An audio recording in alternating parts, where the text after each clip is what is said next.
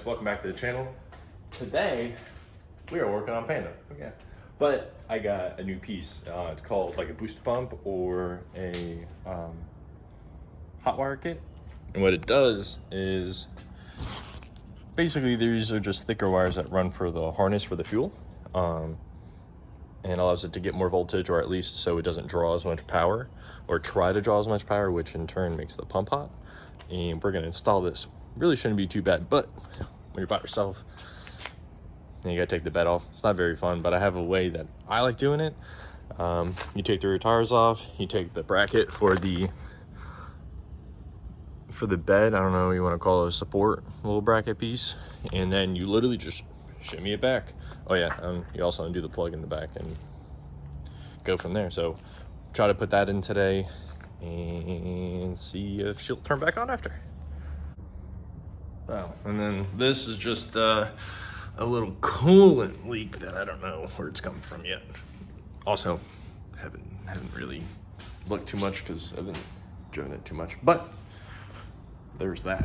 So black truck, I don't really have a name for it. I just call it the black truck. I don't know why, just the black truck. Originally, I did a flip kit and it had shackles in the back, and it was a total of like 9 inches. So I took them back out and I put the factory ones back in.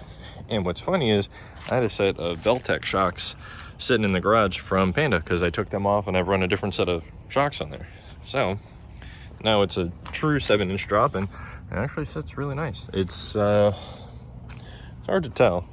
Maybe it's not hard to tell, but it sits about 1 inch lower in the rear, maybe a 1/2 inch in the rear than it does in the front.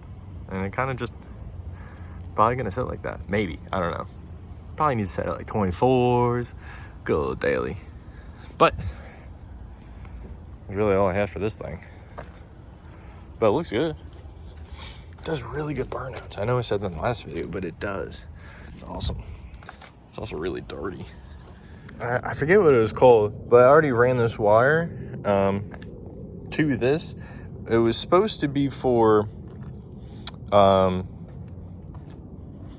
like an increased, basically what this is, but like a cheaper version. Don't do the other one that I had, because this is the way to go, and I'll show you why.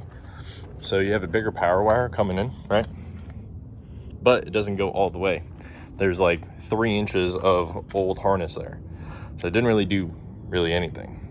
But we're getting the right stuff now, eventually. I'm doing this channel so you guys don't have to make my mistakes, so you can just do it right the first time. Like getting an RPM level 5 transmission, just do it once.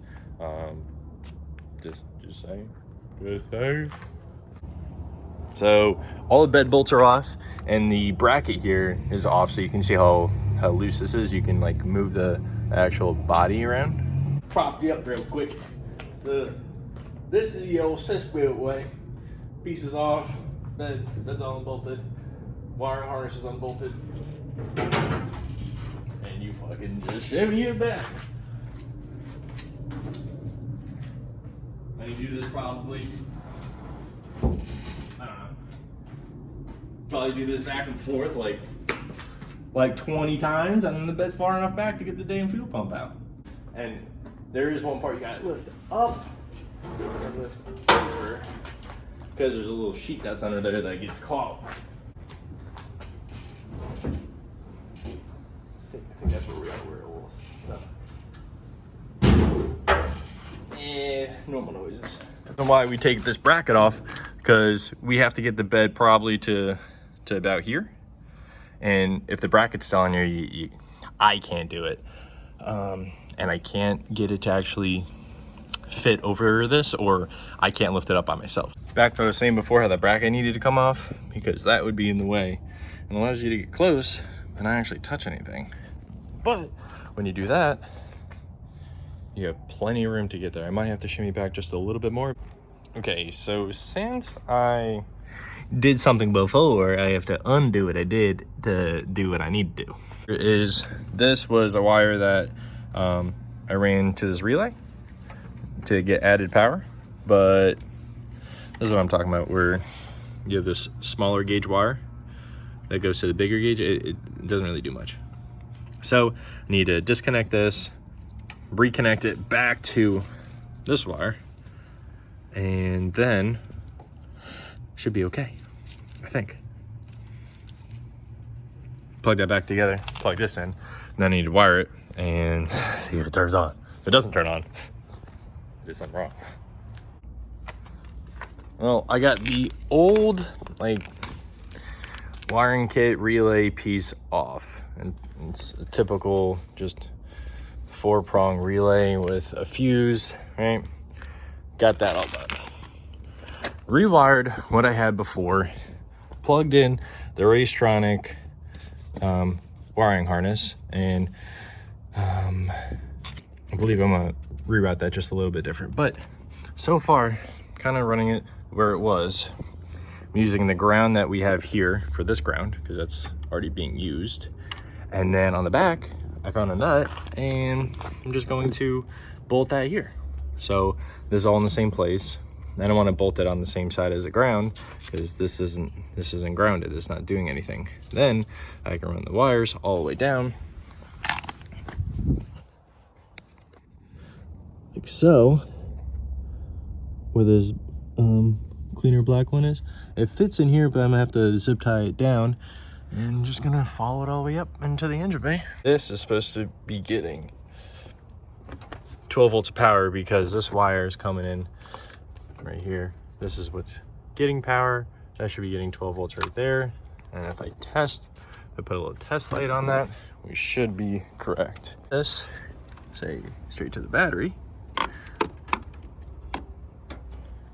11.8 volts, okay? Touch it to here, 11.8 volts. Cool.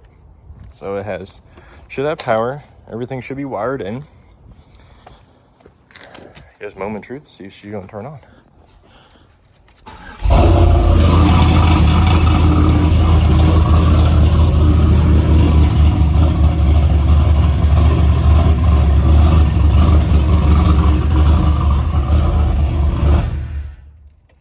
Okay. She turned on awful fast. Kind of cool.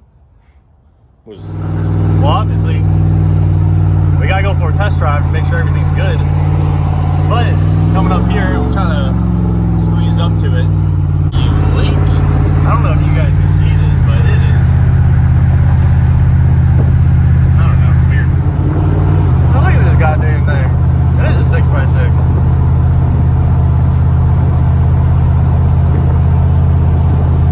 Huh. Pretty neat. It's leaking a whole bunch of fucking fluid. We're finishing up with this, and I found out my leak. I don't know if you guys can really see this.